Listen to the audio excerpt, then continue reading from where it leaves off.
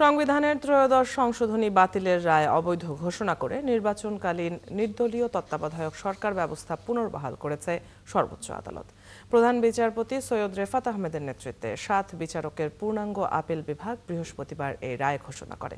বেঞ্চের অপর ৬ বিচারক হলেন বিচারপতি মোহাম্মদ আশফাকুল ইসলাম, বিচারপতি জুবায়ের রহমান চৌধুরী, বিচারপতি মোহাম্মদ রেজাউল হক, বিচারপতি SM ইমদাদুল হক, বিচারপতি AKM আসাদুজ্জামান ও বিচারপতি ফারাহ মাহবুব। এই রায়ের মাধ্যমে সংবিধানে তত্ত্বাবধায়ক সরকার ব্যবস্থা ফিরলেও আসন্ন ত্রয়োদশ জাতীয় সরকার নির্বাচন অনুষ্ঠিত হবে অন্তর্বর্তী সরকারের অধীনে। চতুর্দশ জাতীয় সংসদ নির্বাচন থেকে তত্ত্বাবধায়ক সরকার ব্যবস্থা কার্যকর হবে। রায়ের পর আইনজীবীরা সহ সংশ্লিষ্ট ব্যক্তিরা আদালত প্রাঙ্গণেই সাংবাদিকদের কাছে তাদের প্রতিক্রিয়া দেন। তাদের মত, রাজনৈতিক উদ্দেশ্য প্রণোদিতভাবে তত্ত্বাবধায়ক সরকার ব্যবস্থা বাতিল করে রায় দেয়া হয়েছিল।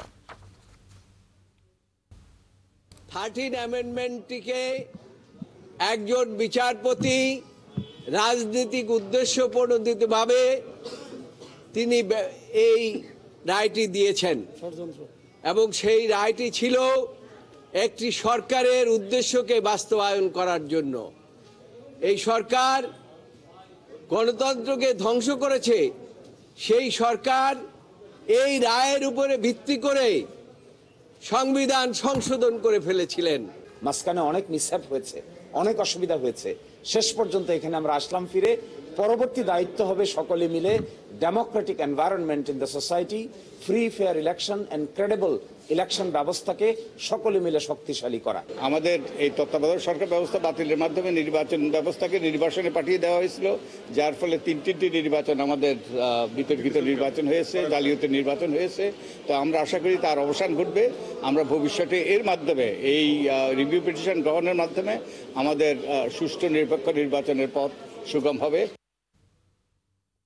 উচ্চ আদালতে আছেন সহকর্মী সৈকত সাদিক। এই রায়ের বিষয়ে আরো জানতে যুক্ত হব তার সাথে। সৈকত, তত্ত্বাবধায়ক সরকার ব্যবস্থা পুনর্বহাল করে রায় দিয়েছে আপিল বিভাগ, আমরা যেমনটি খবরে জানছিলাম। তো ঐতিহাসিক এই রায় নিয়ে আইনজীবীরা আর কি বলেছেন? অদিতি, আজকে আসলে একটি ঐতিহাসিক দিন, যেটা আইনজীবীরা তাদের বক্তব্যে বলেছে। আজ থেকে প্রায় 14 বছর আগে যে দেশের সর্বোচ্চ আদালত সুপ্রিম কোর্টের আপিল বিভাগ এই সংবিধানের ত্রয়োদশ সংশোধনী বাতিলের মধ্য দিয়ে তত্ত্বাবধায়ক সরকার ব্যবস্থা বাতিল করেছিল, আজ 14 বছর পরে আসার পরেই সেই সুপ্রিম কোর্টই বা দেশের সর্বোচ্চ আদালতে সেই রায়কে বাতিল করলেন। তখন কিন্তু সেই রায়টা দেওয়া হয়েছিল সংখ্যাগরিষ্ঠতার ভিত্তিতে, মানে 4 জন বিচারপতি দিয়েছিলেন, বাতিল করেছেন 3 জনের অপোজিশনে ছিলেন।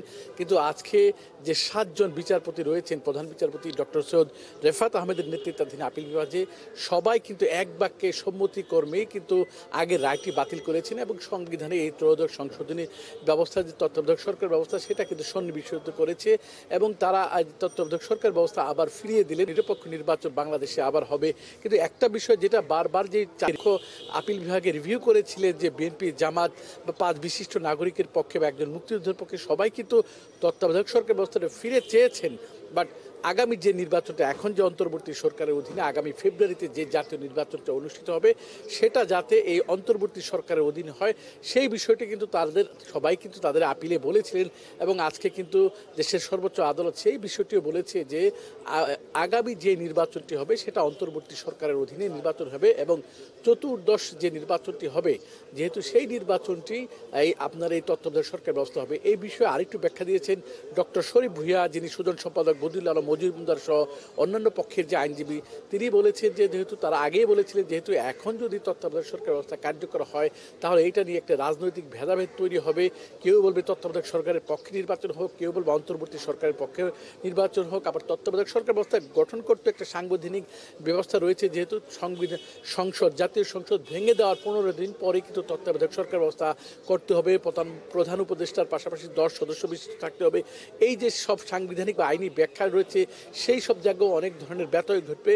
এর জন্য সব মিলিয়ে কিন্তু আদালত সেই বিষয়টিও কিন্তু সুস্পষ্ট করেছে যে আগামী চতুর্দশ যে নির্বাচনটি হবে, মানে এই অন্তর্বর্তী সরকার অধীনে নির্বাচনের পরবর্তী নির্বাচন, সেটা কিন্তু এই তত্ত্বাবধায়ক সরকারের নির্বাচন হবে। এমনটাই কিন্তু যেসব আইনজীবী আজকে আদালতে ছিলেন তাদের পক্ষে থেকে আবেদনের আপিলকারী তারা কিন্তু এই বিষয়টি জানালেন। অদিতি, এই হচ্ছে আজকে এই তত্ত্বাবধায়ক সরকার বিষয় নিয়ে আজকে সর্বশেষ পরিস্থিতি। ধন্যবাদ সৈকত, আপনার কাছ থেকে আমরা বিস্তারিত জানছিলাম। দর্শক, সহকর্মী সৈকত সাদিক উচ্চ আদালত থেকে আমাদের সাথে যুক্ত ছিলেন এতক্ষণ।